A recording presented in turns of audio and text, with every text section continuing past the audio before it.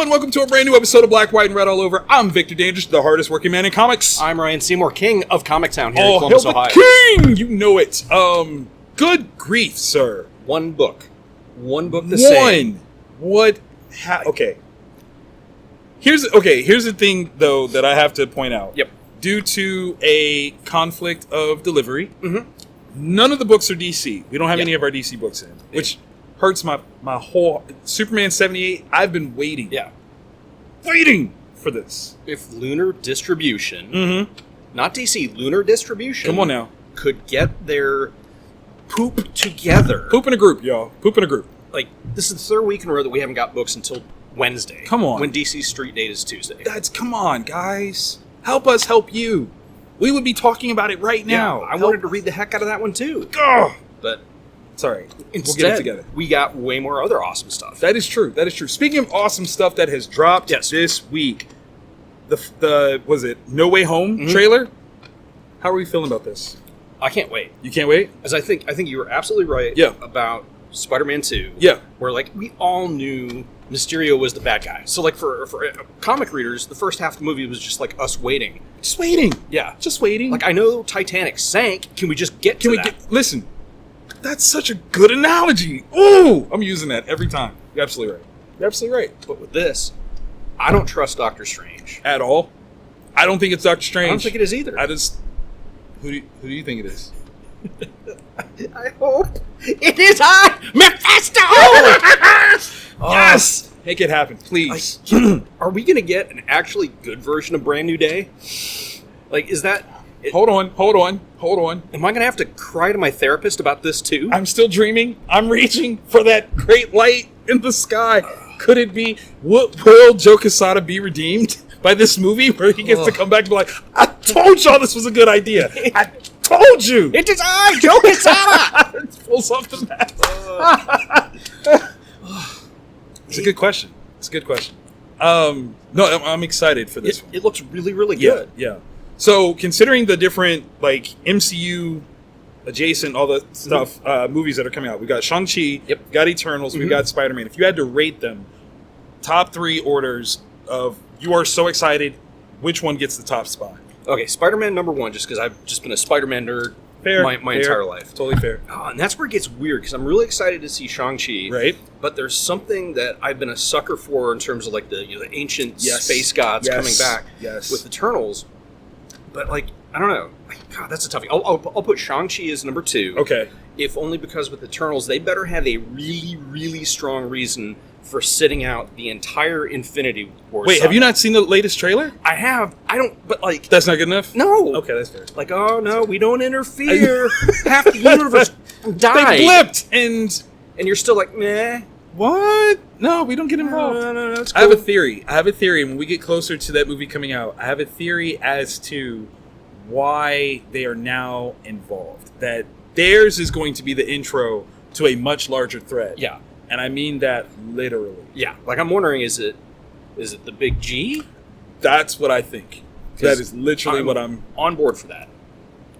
If you're gonna do it, and this is the thing that makes it weird. Okay, so we know that Galactus as a character is a Fantastic Four affiliate. Yes. We know this, right? We saw the big cloud. I want to forget the big cloud, but we saw it, right? Yeah. Is it wrong to take the marquee franchise of Avengers and kind of shape things differently because that's the marquee? Is that, I mean, because, like, we saw that with Ultron, right? It's the cornerstone.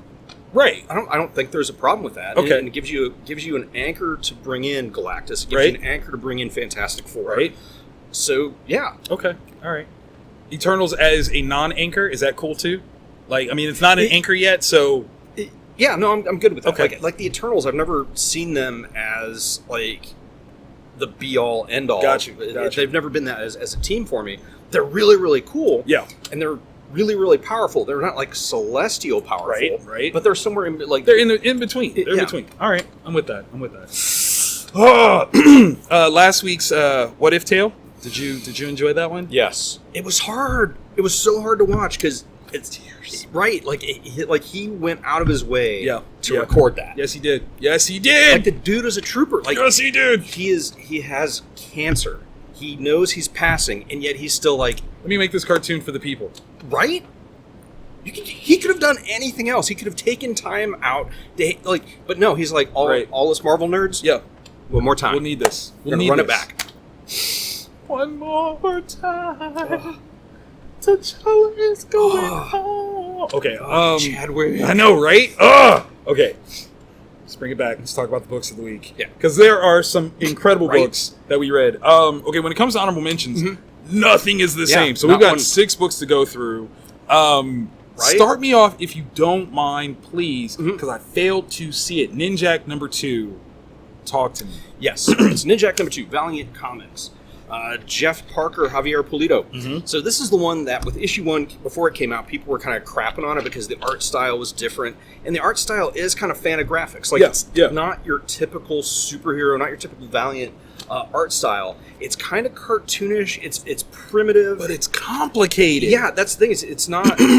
It tricks you by making you think it's simple, but it's not, because the way the paneling is done is really clever. One of the things I love about this is with Ninjak or Ninja K, depending on who's writing him at the time, it's a lot of like very James Bondish high tech.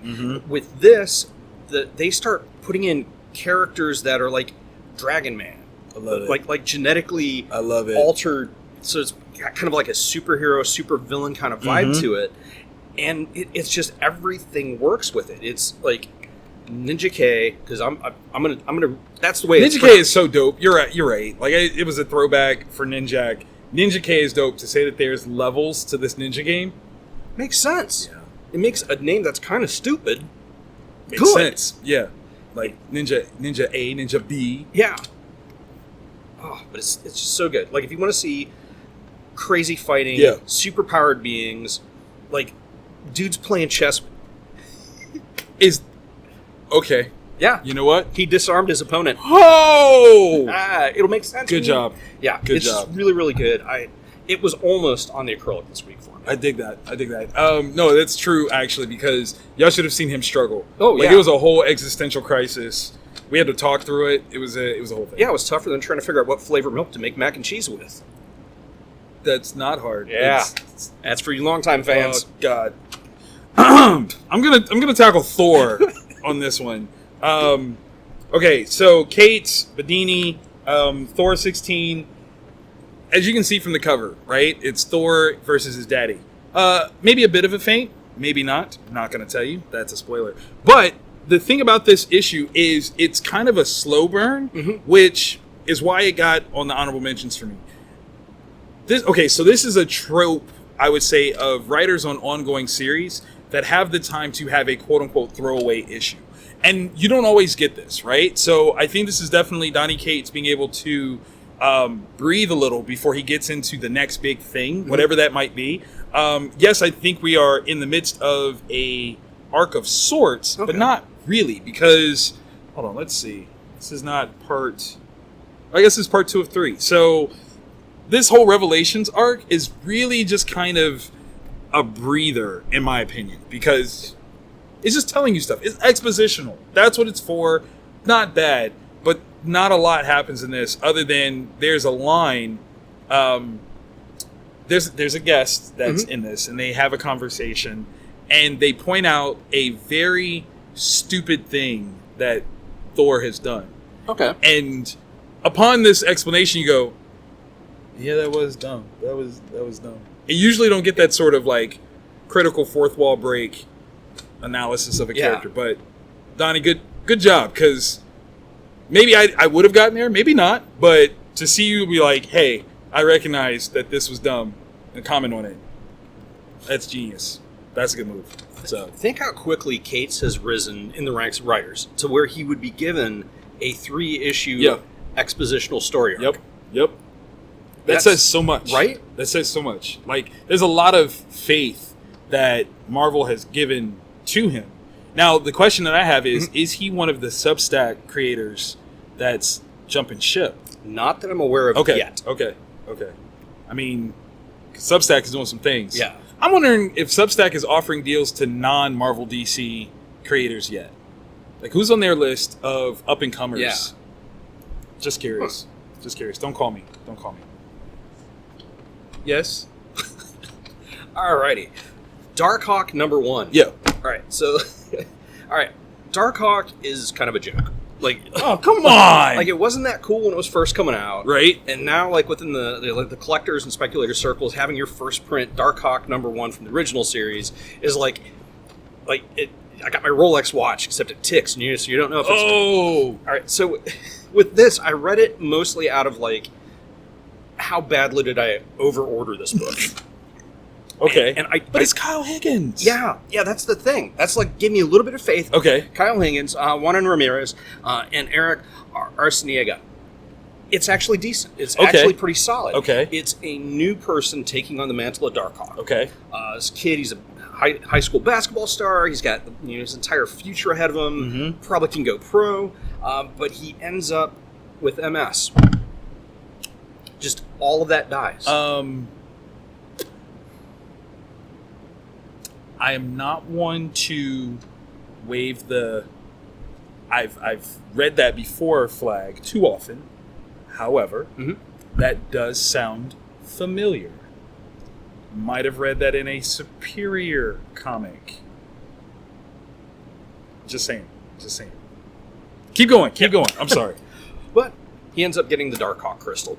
Oh, wow. So, yeah, it's just quick, gets you in, gives you a character that... Are they maintaining continuity of what the Darkhawk is? Or are they just totally coming at this brand new and fresh? Yeah. Just that. Wow. Does that? Okay. Because like in the last few years, they've played around with the connection of the Darkhawks to the Shi'ar. Yeah. And I thought that was like a really inspired move. I'm like, oh, that kind of elevates the Darkhawk to a level and really interesting. So I hope they do play with that because it made me excited for Darkhawk. Yeah. And it's open ended, so they can. So, okay.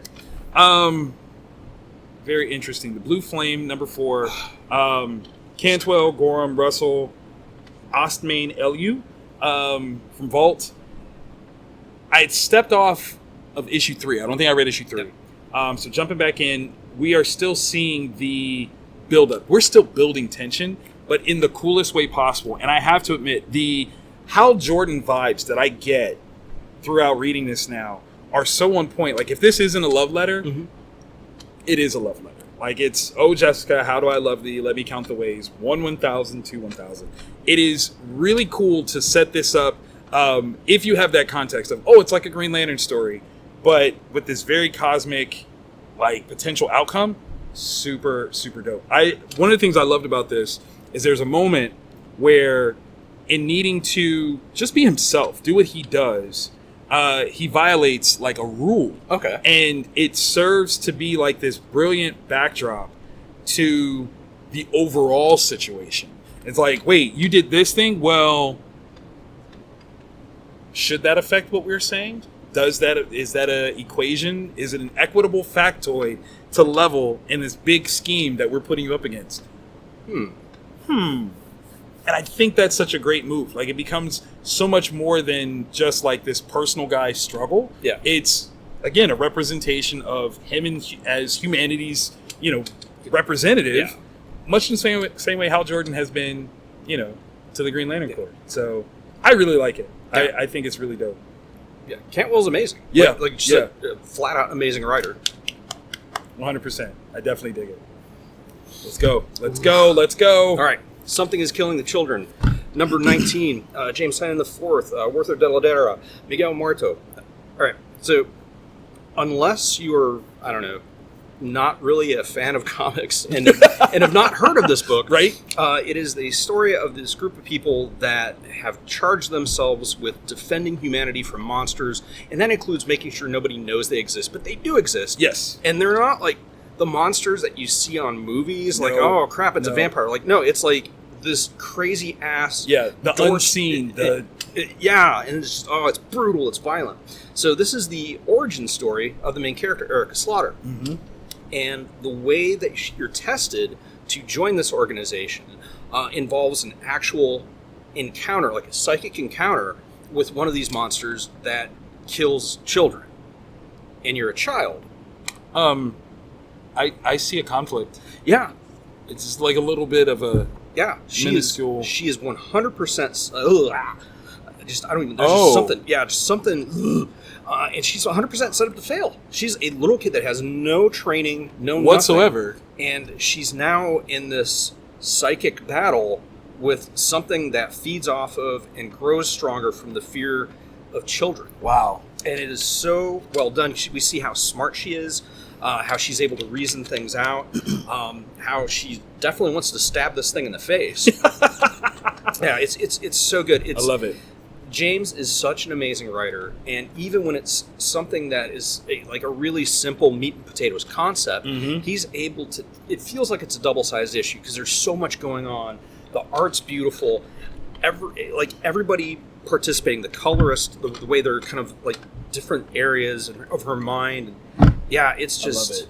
Yeah, it's just really good, and I don't trust octopi anymore. Should you? I mean, they are the most dangerous creatures on Earth. Yeah. They will kill a man if they want to. I don't know. I did just finally read the Free Comic Book Day House of Slaughter. Right? So good. I'm not gonna lie. Like right now, I'm in a place where I'm only reading this series in trade, and it hurts me. Like I saw that, and I'm like, because you can't read it because as soon as you break that seal, you're gonna need everything before everything. I needs it in my life. I've got the first 2 trades. Is there a 3rd trade out yet? Yes. Jeremy's like, yeah. Yep. Guess what I'm buying today? It's right there. Is it? Yeah. Tuck one of those aside for your boy.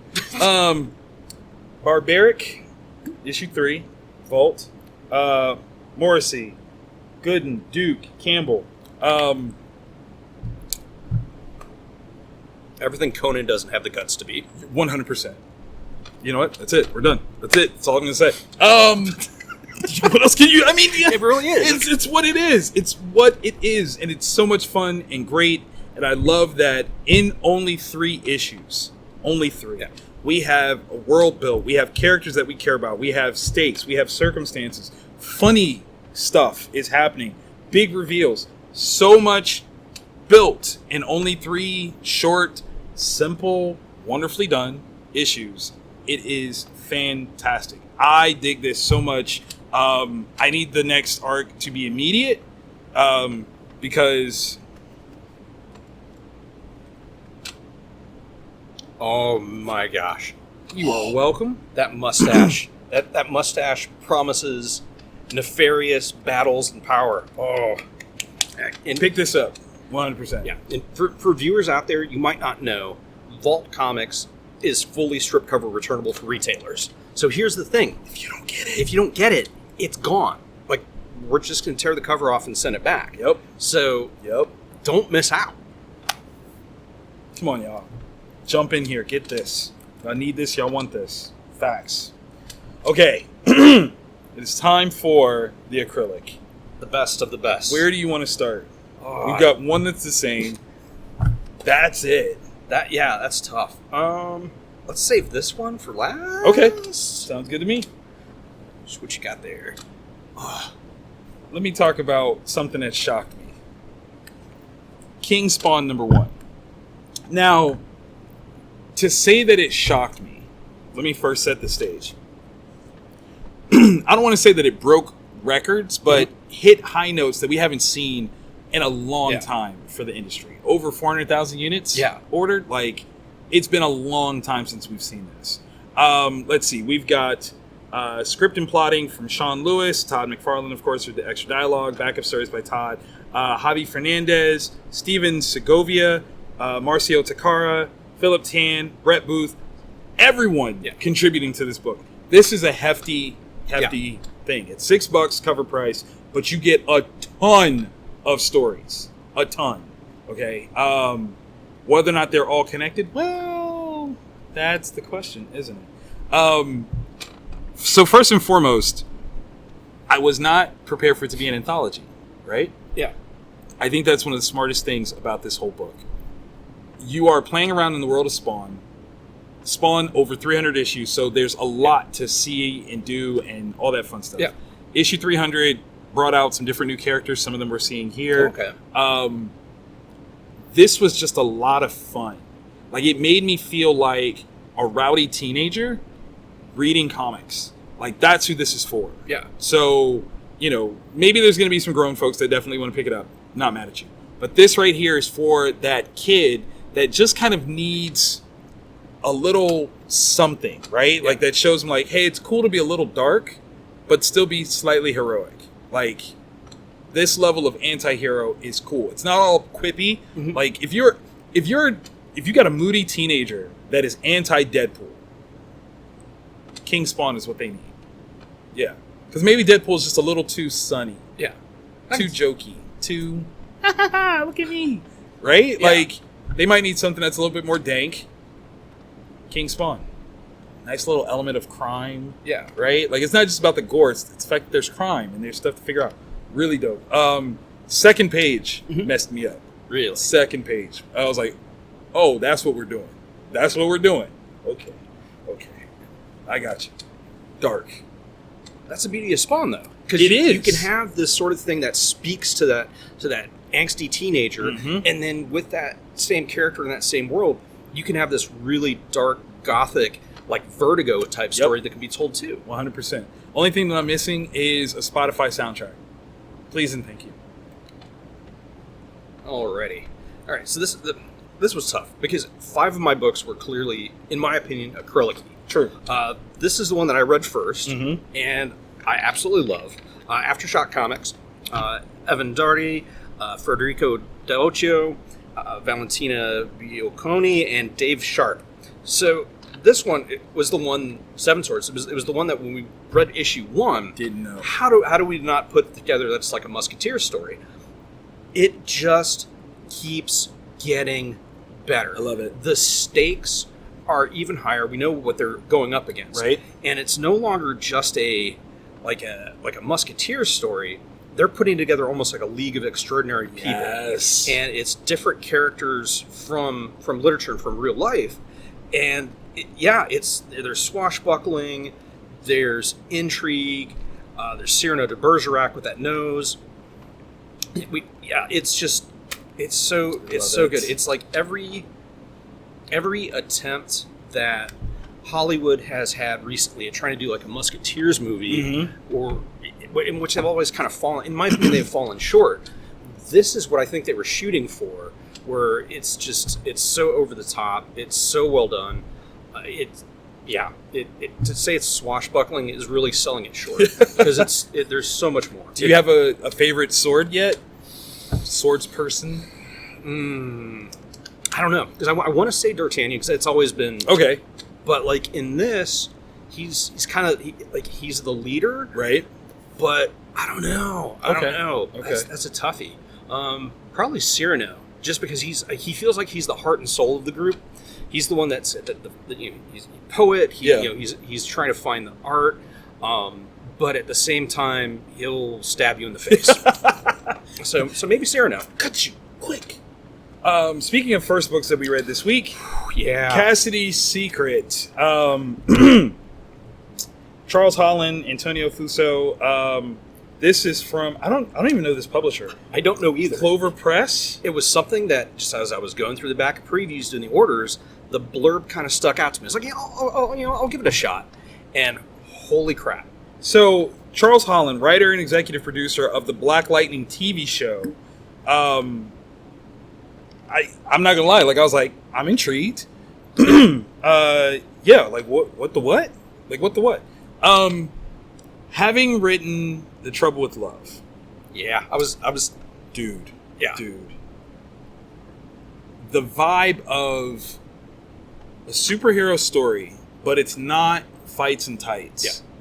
Was so right on the money here. Like I love this. The way that it opens. You haven't read this at all? I have read part of it. Okay. Like the last 3 or 4 pages. I like there's only the last? There's like a scene where you find out. Yeah. And then there's definitely that. So I spoiled 2 big things for myself. The opening is the dopest thing I have read in a very long time. The setup of this situation. Okay, so I don't think it's a spoiler to say that Cassidy is an attorney, right? But an attorney that's in a world where some people have superpowers. Yeah. How do you deal with it? How do you work around these things? Like, it starts off with a criminal trial that is so topical right now. It hurt. Like, I read it and the scenario was just so like, ooh. It was fantastic. It was fantastic. And, I can't wait for people to read this one. My question is, and I don't know who Charles Holland is by face, so I don't know if I'm asking a stupid question or not, but assumptively, if Black Lightning is on his resume, I'm assuming that this might be a black person. Okay. Particularly how this book starts off. Does this book count as Black comics? This is my question to you guys. Huh. Once you read it, comment below. Let us know if this is something that you would qualify as Black comics. The reason why I ask is I get told that The Trouble with Love does not count as Black comics, despite the fact that I wrote it. Doesn't count because the characters within aren't black. I know, it's deep, right? Yeah. Ugh. Maybe you can see both sides. I want to hear your thoughts. So comment below. Let me know some things. It is the end of an era in Image Comics. Oh. Ice Cream Man number 25, double-sized, final issue. Oh, my gosh. All right, so Ice Cream Man is done by the same guy that did Ha Ha, which is the horror anthology with clowns, which automatically makes it the scariest thing ever. Except with this one, it's an anthology, it's horror, right? But the recurring character is this Ice Cream Man, and he's the one that kind of introduces, kind of like a Rod Serling-esque kind of character. Okay, I love that you say Rod Serling and not the Crypt Keeper. Yeah, Rod Serling scares me more. The Crypt Keeper, I do shots of kamikazes with him. Rod Serling, I don't know, man. I don't know. There's something about that guy. Yeah, he had night galleries, so it's so I don't know. Picture, if you will. No, I won't, Rod. Get out. Me and Crypt Keeper want to get drunk. and really horrifying stuff and supernatural stuff happens in these issues. In this particular one, it is a jumbo jet is crashing. That's bad. Yeah, something's happened, and this plane is going down, and it's what's happening on the plane. People coming to accepting the fact, we're going to crash and die. Okay, there's nothing we can do, and how these people are interacting, and it's so matter of fact, and the darkness of the humor. There's a Twilight Zone reference in there. Oh my god! And 3 other groups of people see this plane crashing, and how they interact with it and what they think the plane is. And wow, yeah, the family man, he's laying on the back and he sees the plane fly over. There's people trying to make their way into America from the south. They see the plane flying over. That's a lot. Yeah, but it is so seamlessly done, of course, and so well written that it flows perfectly. That's awesome. And when you get to this point, that story is over, and it sucks because it's over, and you want more. Wow. There's a paralogue, which I think is an interesting short bonus story, which kind of gives me faith that we're gonna have another volume of Ice Cream Man, and they kind of fully explain what this dude is.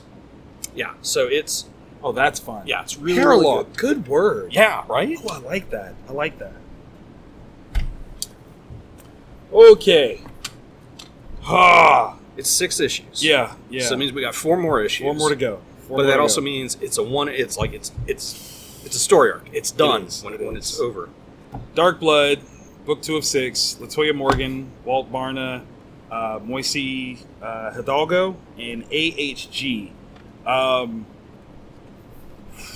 This feels to me, a lot like it could be an HBO like miniseries. 1,000,000%. Because with Watchmen, they're like, hey, world, if you don't know about the actual history, and you're like, oh crap. And Let's teach. Lovecraft Country. Definitely. it feels like this should be part of that. This is that trilogy, yeah, right? Like this is the trilogy of content that gives you almost a historic insight into Black American culture struggle, Black American struggles. Because we get like the civil rights movement, and you're like, oh, people were mean. No, it gets deeper than that. What I love about this particular issue is there's a lot of time spent on world building within the family. Yeah. To the point where I feel like I know them. Yeah. You know what I mean? I want one of these. Right. Not now, but right now. Yeah. I want one. Which almost made me do like a quick Google search. Like, is that something that was regularly occurring, probably unwanted by a certain... I believe that. I absolutely believe that, because it was giving materials to people that they didn't want to have it. Yeah. So, yeah, I definitely believe that. But yeah, like the juxtaposition of, what all he's gone through. Yeah. Like the dude was a war hero in World War II. Barely survives some kind of crash. Yep. And he comes home to an America that doesn't want him. Like, literally hates him. Yeah. For being. Yeah. The entire sequence of what he goes through on a daily... Oh, my God. Right? But still, he's at home. He's a peaceful man. Like, he has a young daughter. Yep. A wife who's expecting. And beautiful. Taking time to read a comic to her. And like all the stuff that a good father does. And then as he leaves that world, he goes into this, like the other world where it's just like... There's a serenity to it, and it's outright beautiful. Yeah. But at the same time, the serenity of his house just makes the rest of the world that much darker to see what he experiences. No, you're absolutely right. Like, I feel like this is one of those books that is low-key a sleeper. Boom Studios is putting it out. So I don't know what kind of love this gets. Which I find very, very interesting. You know what I mean? Because this is not to speak for people, but this is our story. And there's something very powerful within it. What I really love is the hint of power that we saw in issue 1 is not touched at all here. Yeah. So it's not about spectacle, but being spectacular. Yeah. And that's what this book is about. And I love it. I absolutely love it. It's almost like with Superman. Mm-hmm. Superman functions because he's inherently a good person. Right. He's never had struggles aside from I can't show who I am. Right. Whereas we've got a character who might have Superman-like powers. We've only had a glimpse of it. And the fact that he has not gone completely berserko on everybody, that dude's heart. I would have went right back out there and be like, nope. Right? Yeah. Oh my gosh. Yeah. Because it's almost like the fact that he has been granted superpowers is secondary to the overall story. It's going to be important. I think at some point coming up, but just seeing, the dude almost died in Austria in 45. Come on. A black dude if being a black dude in Alabama in the 50s wasn't bad enough, a black dude in Austria in 45. Hellacious. But, man, yeah. Just insanely well written. Really got into it. I agree. This is definitely on track. I hope it does get looked at for a potential show. Because it would have such interest behind it. Oh, yeah. Super dope, really cool, topical, historical fiction. And I like it. Yeah. I like it a lot. So definitely hope you guys enjoy what we've all read. I'm curious to know what you guys have been reading. Yeah. So definitely hit us up. Yeah, drop your list below in the comments. Yeah, hit us up on social media. Definitely Instagram or Twitter. I think we both have the same on both. Yes. So IrishRye39 for myself and Vantage In-House over there for Rick. Boom, boom. And obviously, if you like this episode, what we really hope you do, click that thumbs up because we like that notice that hey, you guys did a good job. We really like them. Yeah. And we do this every week. Yeah. Every week we do this. So hit subscribe and the bell to let you know when it happens. That's right. Just once, though, because once makes it automatic. Yeah. If you hit it twice, it's occasional. You don't want that. No. You don't want to miss this. Yeah. You don't want to miss this. You want every occasion, not occasional. Yeah. Better drink that in before OnlyFans takes it down. I'm going to save so much money now. I mean, the world's never going to... Like, I was building up a ton of content. The world's never going to see the hungry hippo. It's never going to see the pumping crab. It's never going to see the sippy bird. Onlymans.com coming soon. I got you. Oh, yeah. Be on the lookout for the brown rose of Cairo.